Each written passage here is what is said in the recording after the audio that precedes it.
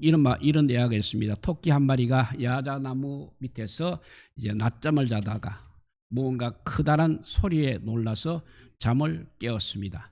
그래서 토끼는 잠길에 너무 놀랐기 때문에 무조건 도망가기 시작했습니다.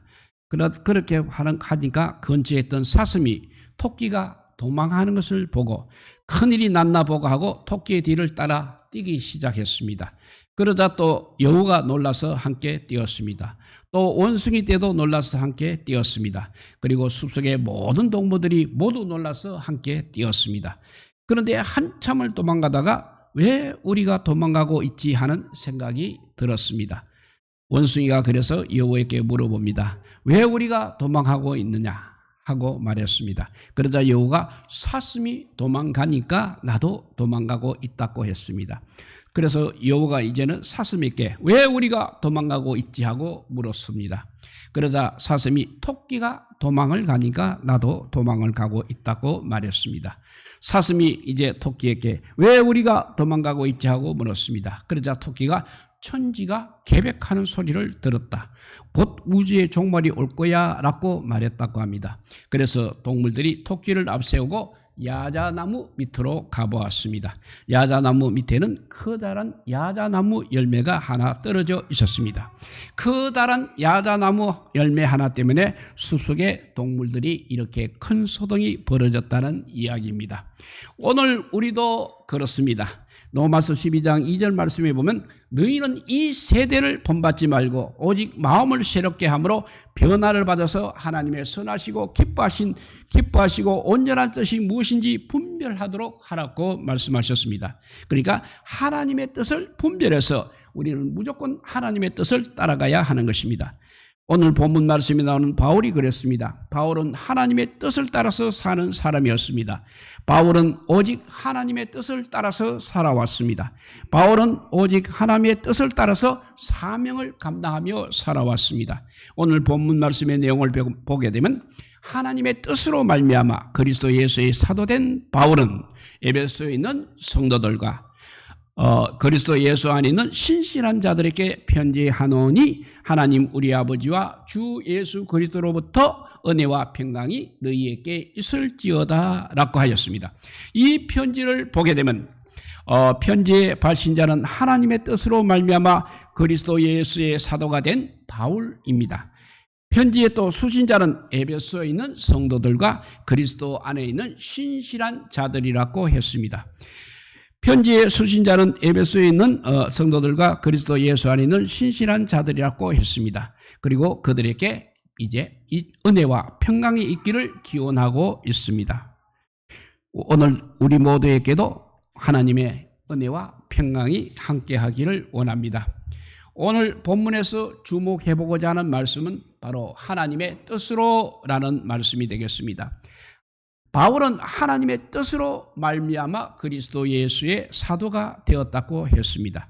고린도후서 1장 1절 말씀에도 그런 말이 있습니다. 하나님의 뜻으로 말미암아 그리스도 예수의 사도된 바울과 라고 했습니다. 바울은 하나님의 뜻으로 말미암아 예수 그리스도의 사도가 되었다고 했습니다. 디모데후서 1장 1절 말씀에도 보면 하나님의 뜻으로 말미암아 그리스도 예수 안에 있는 생명의 약속대로 그리스도 예수의 사도된 바울이라고 했습니다. 바울은 하나님의 뜻으로 말미암아 예수 안에 있는 생명의 약속대로 예수의 사도가 되었다고 했습니다. 바울은 하나님의 뜻으로 말미암아 예수의 사도가 되었다고 자신을 이렇게 계속 소개하고 있는 것입니다. 여기서 뜻이라고 하는 헬라어는 선택, 결정이라는 뜻입니다. 하나님께서 선택하시고 하나님께서 결정하셨다는 말씀이 되겠습니다. 하나님께서 바울을 사도로 선택하시고 사도로 결정하셨다는 말씀입니다. 그러니까 바울 스스로가 사도가 된 것은 아니라는 것입니다. 바울은 사람들의 추천에서 사도가 된 것도 역시 아닌 것입니다. 바울은 하나님께서 사도로 선택하시고 사도로 결정하신 것입니다. 즉 바울은 하나님의 뜻으로 말미암아 예수 그리스도의 사도가 되었습니다. 사도행전 9장에 보면 바울이 예수 그리스도의 사도로 부르심을 받는 장면이 기록되어 있습니다. 바울이 이제 유혹과 살기가 등등하여서 다메섹으로 예수 믿는 사람들을 잡으러 갈 때 다메섹 도상에서 예수님을 만나게 되는 것입니다. 훈련이 하늘로부터 빛이 비치며 사울아 사울아 너가 어찌하여 나를 핍박하느냐 하는 소리를 들었습니다. 그래서 바울이 주여 누구시나이까? 라고 물었습니다. 그러자 나는 너가 박해하는 예수라. 너는 일어나 시내로 들어가라. 너가 행할 것은 너에게 이를 자가 있느니라 하는 소리가 들렸습니다. 그때부터 바울은 사울 동안 보지도 못하고 먹지도 마시지도 못했습니다. 그러다가 아나니아의 안수 기도를 받고 다시 보고 먹고 마시게 되었습니다. 그때 주님께서 아나니아를 바울에게 보내시면서 이렇게 말씀하셨습니다. 가라, 이 사람은 내 이름을 이방인과 임금들과 이스라엘 자손들에게 전하기 위하여 택한 나의 그릇이라고 말씀하셨습니다. 여기서 택한 나의 그릇, 바로 하나님께서 바울을 택하셨다는 것입니다. 하나님께서 바울을 이제 사도로 택하셨다는 것입니다. 그때부터 바울은 사도의 사명을 감당하기 시작했습니다. 바울이 사도가 된 것은 하나님의 뜻으로 말미암아 그리스도의 사도가 되었습니다. 바울은 하나님의 뜻을 따라 평생 순교하기까지 사도의 사명을 감당하며 살았습니다. 사람들은 하나님의 뜻이라면 가만히 있어도 하나님께서 다 이루어 주신다고 생각하는 경우가 있습니다. 그렇지 않다는 것입니다. 하나님의 뜻대로 사는 사람은 때로는 대가를 지불해야 할 필요가 있는 것입니다.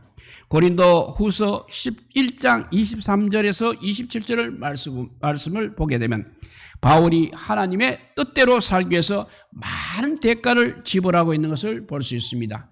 그 본문을 읽어봅니다. 내가 수고를 넘치도록 하고 옥에 갇히기도 더 많이 하고 매도 수없이 맞고 여러 번 죽을 뻔하였으니 유대인들에게 40에 하나 감한매를 5번 맞았으며 3번 태장으로 맞고 1번 돌로 맞고 3번 파손하고 일주야를 깊은 바다에서 지냈으며 여러 번 여행하면서 강의 유혹과 강도의 위험과 동족의 위험과 이방인의 위험과 시내의 위험과 강야의 위험과 바다의 위험과 거짓 형제의 위험을 당하고도 수고하며 애쓰고 여러 번 자지 못하고 줄이며 목마르고 여러 번 굶고 춥고 헐벗어 놀았고 하였습니다. 바울이 이렇게 하나님의 뜻대로 살기 위해서 얼마나 많은 대가를 지급했는가를 알 수 있는 것입니다. 그럼에도 불구하고 왜 하나님의 뜻대로 살아야 하는 것입니까? 이사야서 55장 8절에서 9절 말씀에 보게 되면 이는 내 생각은 너희 생각과 다르며 내 길은 너희 길과 다름이니라. 여호와의 말씀이니라. 이는 하늘이 땅보다 높은 같이 내 길은 너희 길보다 높으며 내 생각은 너희 생각보다 높음이니라고 하였습니다. 이렇게 하나님의 생각이 우리의 생각과 다릅니다. 또 하나님의 길 역시 우리의 길과 다르다는 것입니다. 하늘이 땅보다 높은 같이 하나님의 길은 우리의 길보다 높습니다. 하나님의 생각은 우리의 생각보다 높습니다. 그러므로 하나님의 뜻대로 살아야 하는 것입니다. 하나님의 뜻대로 살게 되면 내 뜻대로 사는 것보다 비교가 안 될 정도로 하나님께서 큰 일을 행하시게 되는 것입니다. 사도행전 16장을 보게 되면 바울이 이제 아시아에서 복음을 전하는데 전도가 되지 않고 있습니다. 그동안 아시아에서 복음을 전하며 많은 교회를 세우고 많은 사람들을 구원하였습니다. 그런데 어느 날부터인지 전도가 안 되는 것입니다. 그때 바울이 드로아에서 환상을 보았습니다. 환상 중에 마게도냐 사람 하나가 서서 마게도냐로 건너와서 우리를 도우라고 하였습니다. 바울은 이제 마게도냐로 건너가서 복음을 전하는 것이 하나님의 뜻임을 깨닫고 마게도냐의 빌립보 성에 가서 복음을 전하다가 누디아를 만나서 빌립보 교회가 세워집니다. 더 나아가서 이제 데살로니가 교회, 그리고 베레아 교회, 아덴 교회, 고린도 교회가 세워지는 놀라운 역사가 일어났습니다. 바울이 이렇게 하나님의 뜻을 깨닫고 마게도냐로 건너갔더니 성령의 역사들이 일어났던 것입니다. 하나님의 뜻을 따라가게 되면 하나님께서 역사하시고 하나님께서 일하십니다. 요나서를 보게 되면 요나에게 향하신 하나님의 뜻은 요나가 니느웨 성에 가서 하나님의 심판을 선포하는 것이었습니다. 그런데 요나는 하나님의 뜻을 따르지 않고 자신의 뜻대로 다시스로 가는 배를 탔습니다. 그러자 하나님께서 큰 풍랑을 일으키시고 요나를 큰 물고기가 삼키게 하셨습니다. 요나는 물고기 뱃속에서 사흘 밤낮을 지냈습니다.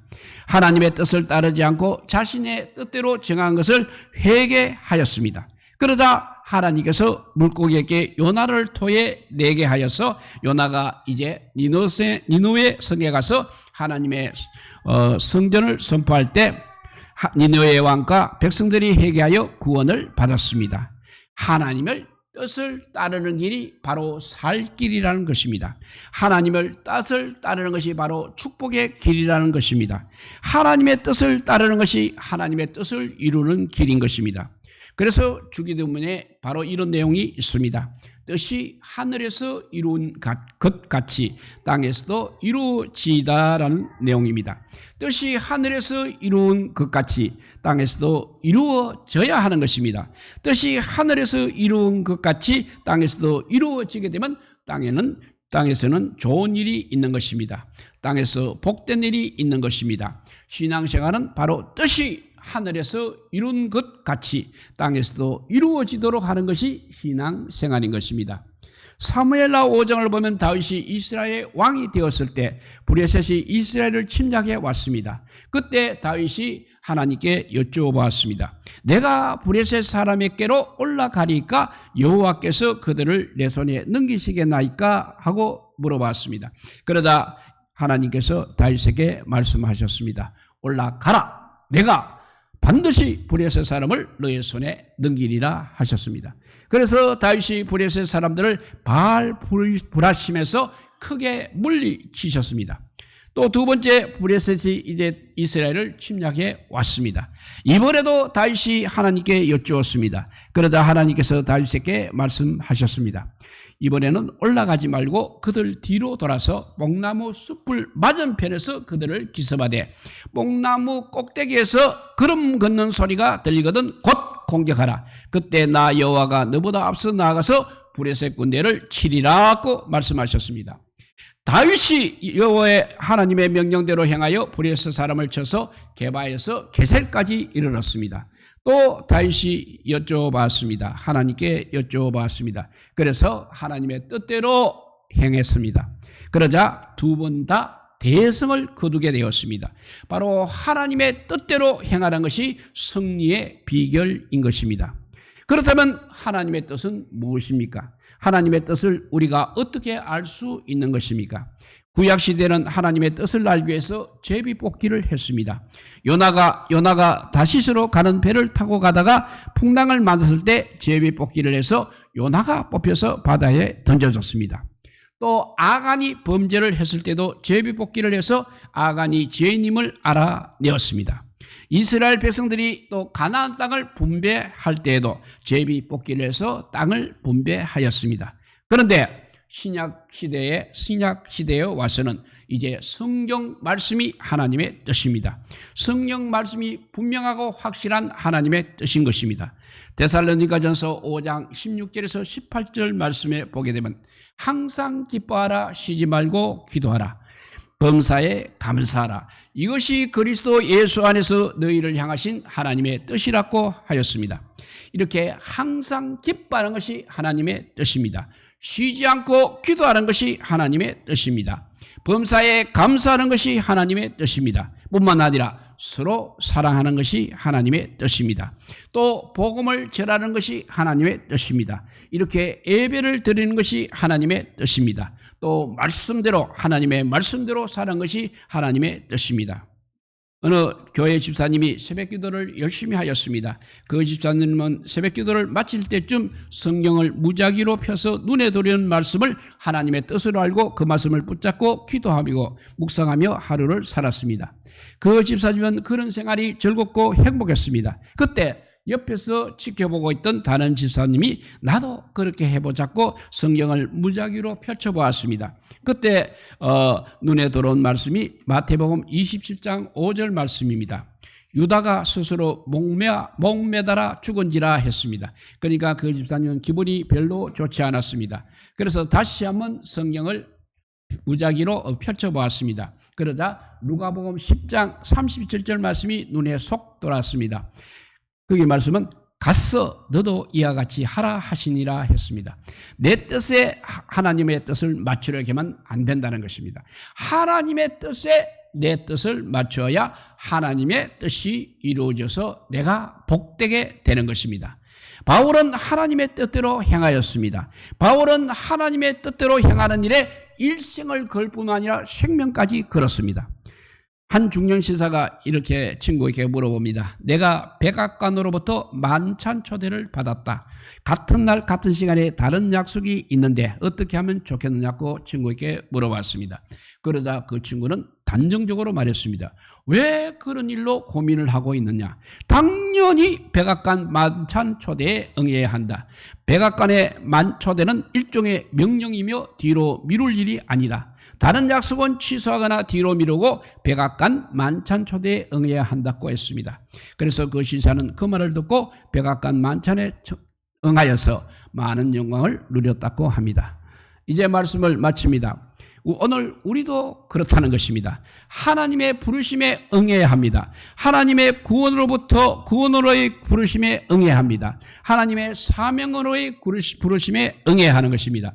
또 하나님의 예배의 부르심에 응해야 하는 것입니다. 이것이 바로 하나님의 뜻을 이루어 드리는 삶이요 하나님의 축복을 받는 삶인 것입니다.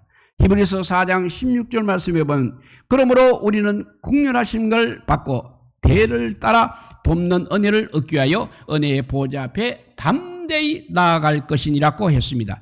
하나님의 뜻을 따라 은혜의 보좌 앞에 담대히 나아갈 때 국률하심을 받고 때를 따라 돕는 은혜를 받으며 복 있는 삶이 되는 것입니다.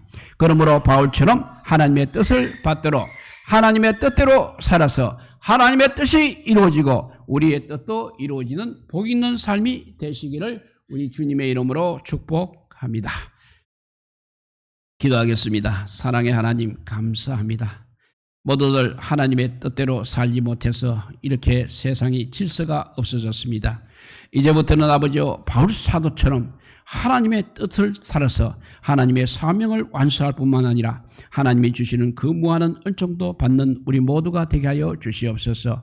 이제 아버지여 우리 나라도 우리 교회도 우리 가정도 하나님의 뜻에 합당한 삶을 살아서 하나님께서 하나님의 뜻이 이루어지고 하나님의 뜻이 우리의 뜻이 되게 하여 주시옵소서. 그래서 이 마지막 때에 하늘나라의 축복을 받는 우리 모든 성도들 되게 하여 주시기를 간절히 빌고 원하오며 우리 구주 예수 그리스도 이름으로 기도드리옵나이다. 아멘. 예, 오늘 찬송가